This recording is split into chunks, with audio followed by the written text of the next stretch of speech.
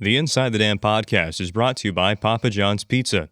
Check out Papa John's Pizza at 200 South Broadway Street in Minot for their deals and student discounts. And also, check out KMSU Channel 19's YouTube page every Monday, Wednesday, and Friday for the Inside the Dam podcast. Welcome back to Inside the Dam podcast. I'm your host, Hunter Heit. With the football season winding down after this weekend's game against Minnesota Duluth, we're taking a look at football today with senior defensive end, number 9, Cody Grossinger. How are you doing today, Cody? Living the dream. Living the dream. That's what we like to hear. So kind of just to start, give us a little bit of insight on you. What are you studying? Where'd you come from? That kind of thing. I'm from Buffalo, Minnesota, kind of between the cities and about St. Cloud, if you kind of know where that is. I'm studying exercise science, pre-athletic training. I've been here this is my 4th year. So you want to go into athletic training? What are kind of your career goals with your degree? I don't know how to explain it. Kind of go into athletic training. I don't know, at the high school level, college level, somewhere in between. Probably move more towards the cities at some point in my life and kind of get into that.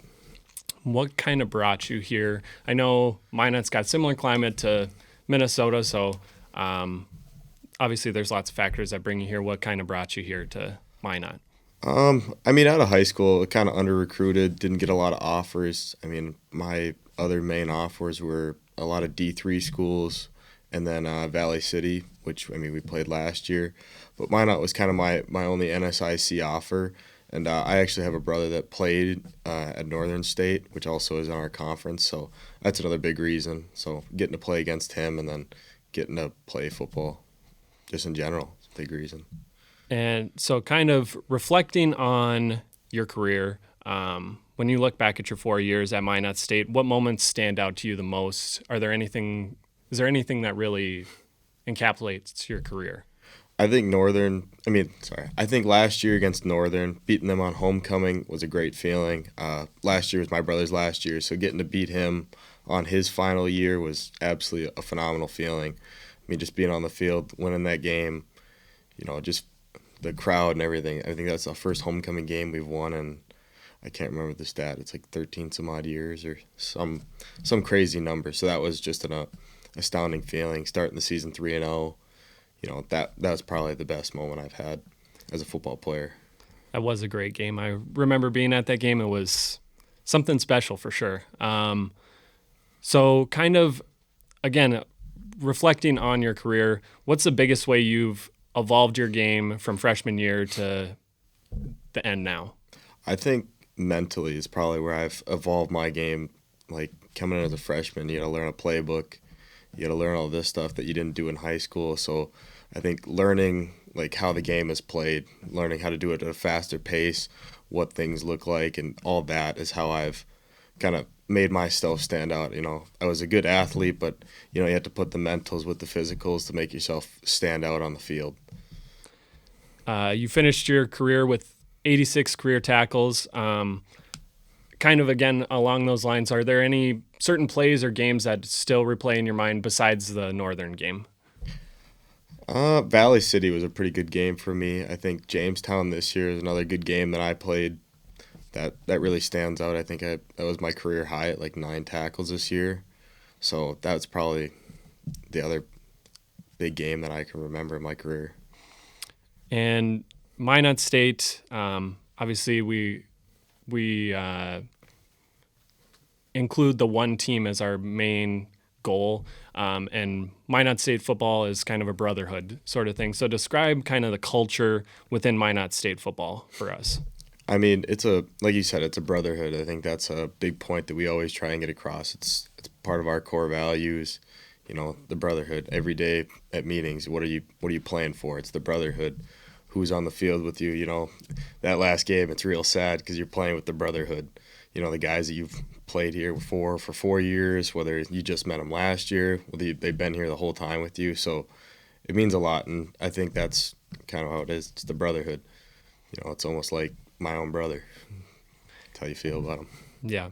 And so as a senior, kind of you become a leader of the team. How do you approach leadership in general and just with the team as well? In general, I think it's kind of like you have to have a voice and you kind of have to set the expectation towards what we want to do as a team, how it's supposed to be done. Going back to how we led last year. I mean, I wasn't a captain or anything. I mean, I was for one game this year, but like last year, I wasn't. But watching all those guys, I kind of tried to reflect that on how I wanted to lead this team. And obviously, it didn't turn out how we wanted it to, but I mean, we still had great values and how we led the team, and I think a lot of the young guys understand that now, and they're going to apply those fundamentals to how they lead their college careers. So, yeah. And you kind of talked about the young guys. Are there any certain things that you want to give to the young guys moving forward with their career? Like you kind of said, any words of wisdom sort of thing? Play every down like it's your last. You never know when it can be. I mean, that's been like a story for a lot of people. I mean, a lot of people that I've played with, you get injured in whatever season it is, and it can be devastating for the rest of your career. And, like the last game, it comes up fast. You never know when it can be. So play every down like it's your last. Just have fun out there, It's supposed to be a fun game. So kind of moving more into you personally, you're a student athlete. A lot of people wonder when they listen to this podcast, how do you balance workload for academics and practices as well? How do you do it? You just got to kind of focus and stay on top of things. I mean, look at stuff ahead, make sure you know your due dates, and then attack practice with an attack mindset, get stuff done. I mean, you're a student more than you're an athlete. So, I mean, I'm coming off of a 4.0 year. You just got to focus on those kind of things first, and then, let your play speak on the field. And kind of your game day routine. How did you practice for game day routines? What's traditions, superstitions? Do you have any of those kind of things? Yeah, I mean, a lot of people know it. I actually have had one pair of socks I've always worn. I wear funny socks all the time. Got beavers on them, everything from you name it. I got probably something for it. But I actually have these one pair of socks that my family got from me when I was a freshman, and I've worn them for every game day since the start as a freshman. So, yeah, they just have beavers on them. They say, damn it. It's pretty funny. I think I need to get a pair of socks like that. They're something special, I'll tell you. So also another thing, kind of, if you had to ask your teammates, if we could ask your teammates to describe you, how do you think they would describe you? I don't know. Stern, probably. I sometimes don't joke around, but when I do, I can laugh. I don't know how else I would describe myself, really, or how somebody else might describe myself.